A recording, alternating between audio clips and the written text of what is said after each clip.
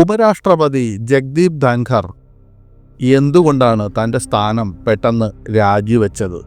എന്തുകൊണ്ടാണ് ഈ രാജി ഇത്രമാത്രം ഊഹാപോഹങ്ങൾക്ക് കാരണമായത്?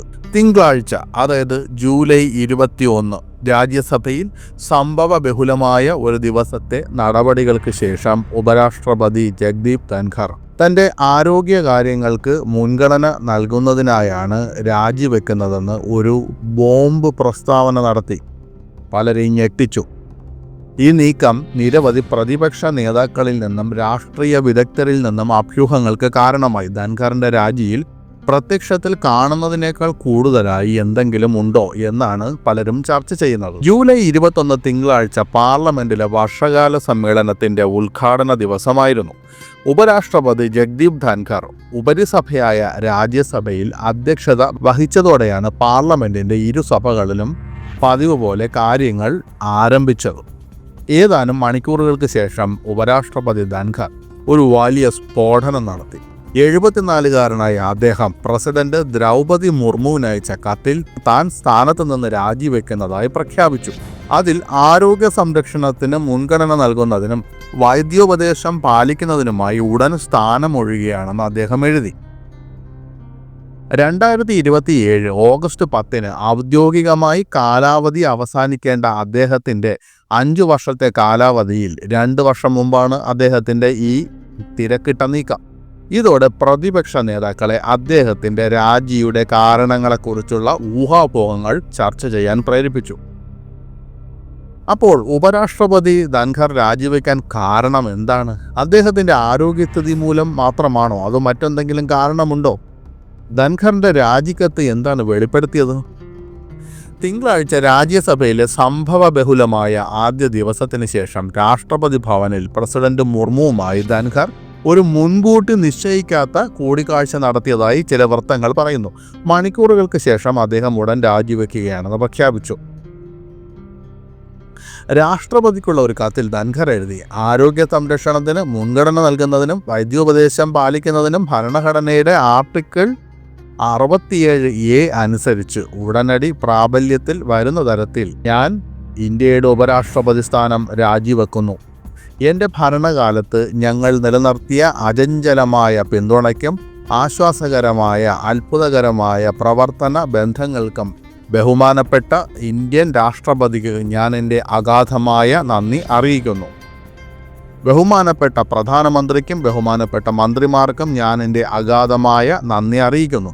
പ്രധാനമന്ത്രിയുടെ സഹകരണവും പിന്തുണയും വിലമതിക്കാനാകാത്തതാണ്. എൻ്റെ ഔദ്യോഗിക കാലത്ത് ഞാൻ ധാരാളം കാര്യങ്ങൾ പഠിച്ചു.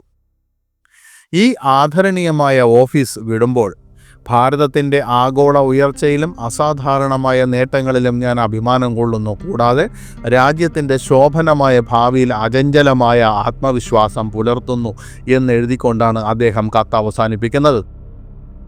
ധൻഖറിൻ്റെ കാലാവധി അവസാനിക്കാൻ 2 വർഷം മുമ്പാണ് അദ്ദേഹത്തിൻ്റെ ഈ രാജി. 2022 ഇന്ത്യയുടെ 14ാമത് ഉപരാഷ്ട്രപതിയായി ധൻഖർ തിരഞ്ഞെടുക്കപ്പെട്ടു. 2022 ഓഗസ്റ്റ് 11 സത്യപ്രതിജ്ഞ ചെയ്തു. അദ്ദേഹത്തിൻ്റെ കാലാവധി മുഴുവൻ, അദ്ദേഹത്തിൻ്റെ ഭരണകാലം മുഴുവൻ തന്നെ അദ്ദേഹത്തിൻ്റെ ഉറച്ച നിലപാടിന് പേരുകേട്ടതാണ്. ഇത് 2004 ഡിസംബറിൽ പ്രതിപക്ഷ പാർട്ടികൾ ഫയൽ ചെയ്ത ഒരു അത്ഭുതകരമായ ഇംപീച്ച്മെൻറ്റ് പ്രമേയത്തിന് പോലും കാരണമായി. ആരോഗ്യപരമായ കാരണങ്ങളാലാണോ ധൻഖറിൻ്റെ രാജിക്ക് കാരണമെന്ന് പലർക്കും സംശയമുണ്ട്. എന്നാൽ അങ്ങനെയാണ് ധൻഖർ അവകാശപ്പെടുന്നത്. പ്രതിപക്ഷത്തുള്ള പലരും രാജിവെച്ച ആ പ്രത്യേക സമയത്തെ ചോദ്യം ചെയ്യുകയും കണ്ണിൽ കാണുന്നതിനേക്കാൾ കൂടുതൽ എന്തെങ്കിലും ഉണ്ടോ എന്ന് ഊഹിക്കുകയും ചെയ്യുന്നു.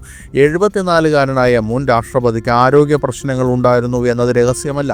ഡൽഹിയിലെ എയിംസിൽ ആൻജിയോപ്ലാസ്റ്റിക്ക് വിധേയനായ അദ്ദേഹം മാർച്ചിൽ കുറച്ച് ദിവസത്തേക്ക് ആശുപത്രിയിൽ പ്രവേശിക്കപ്പെട്ടു. ജൂണിൽ കുമയോൺ സർവകലാശാലയിൽ നടന്ന സുവർണ ജൂബിലി ആഘോഷങ്ങളിൽ പങ്കെടുക്കുന്നതിനിടെ അദ്ദേഹം ബോധരഹിതനായി. എന്നിരുന്നാലും അദ്ദേഹം പാർലമെന്റിൽ സജീവമായി തുടർന്നു. രാജ്യസഭയിലെ നടപടിക്രമങ്ങൾക്ക് വളരെ കാര്യക്ഷമമായി തന്നെ നേതൃത്വം നൽകി. വാസ്തവത്തിൽ കോൺഗ്രസിലെ പലരും ധൻഖറിൻ്റെ രാജിയുടെ സമയത്തെ ചോദ്യം ചെയ്യുന്നു. അത്തരം ഒരു MP-യാണ് ജയറാം രമേശ്. ആ ദിവസം താൻ ധൻഖറിനൊപ്പം ഉണ്ടായിരുന്നുവെന്നും പ്രഖ്യാപനത്തിന് തൊട്ടു മുമ്പ് അദ്ദേഹവുമായി ഒരു സംഭാഷണം നടത്തിയിരുന്നുവെന്നും അദ്ദേഹം പറഞ്ഞു.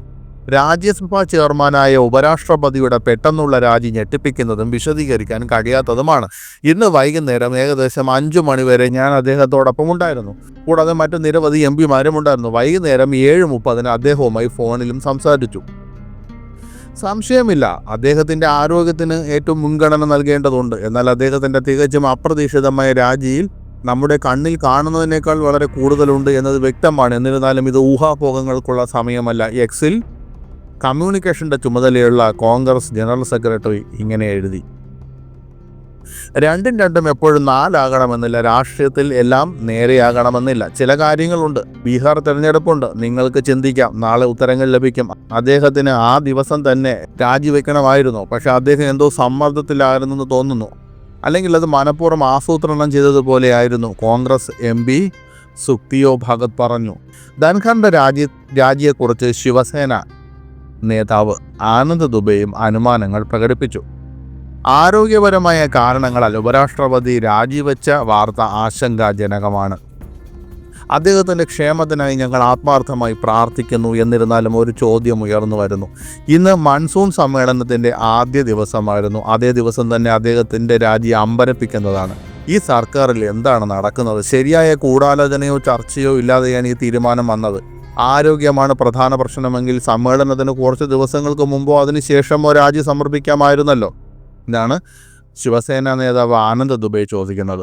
ഉപരാഷ്ട്രപതിയെ സഭയിൽ കണ്ടതായും അദ്ദേഹം സുഖമായിരിക്കുന്നതായി തോന്നിയെന്നും സമാജ്വാദി പാർട്ടി രാജ്യസഭാംഗം ജാവേദ് അലി ഖാൻ പറയുന്നു. ഇന്ന് ആരോഗ്യ പ്രശ്നങ്ങൾ ഉള്ളതായി തോന്നിയില്ല. പക്ഷേ എന്തെങ്കിലും പ്രശ്നമുണ്ടെങ്കിൽ തന്നെ അദ്ദേഹം ആരോഗ്യവാനായിരിക്കട്ടെ എന്ന് ഞങ്ങൾ ദൈവത്തോട് പ്രാർത്ഥിക്കുന്നു. കാര്യങ്ങൾ ഉടൻ വ്യക്തമാകുമെന്നും അദ്ദേഹം പറയുന്നു.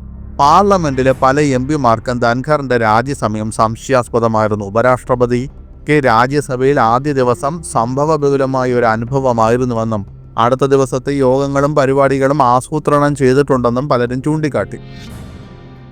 ഉദാഹരണത്തിന് തിങ്കളാഴ്ച അലഹബാദ് കോടതിയിലെ ജസ്റ്റിസ് യശ്വന്ത് വർമ്മയുടെ വസതിയിൽ നിന്ന് കത്തിനശിച്ച കറൻസി കഷ്ണങ്ങൾ കണ്ടെത്തിയതിനെ തുടർന്ന് അദ്ദേഹത്തെ സ്ഥാനഭ്രഷ്ടനാക്കണമെന്ന പ്രതിപക്ഷത്തിൻ്റെ നിർദ്ദേശത്തെ തുടർന്ന് ആവശ്യമായ നടപടികൾ സ്വീകരിക്കാൻ അദ്ദേഹം സെക്രട്ടറി ജനറലിനോട് ആവശ്യപ്പെട്ടു. മാത്രമല്ല, രാജ്യസഭയിലേക്ക് പുതുതായി തിരഞ്ഞെടുക്കപ്പെട്ടതും നാമനിർദ്ദേശം ചെയ്യപ്പെട്ടതുമായ അംഗങ്ങൾക്ക് അദ്ദേഹം സത്യപ്രതിജ്ഞയും ചൊല്ലിക്കൊടുത്തു.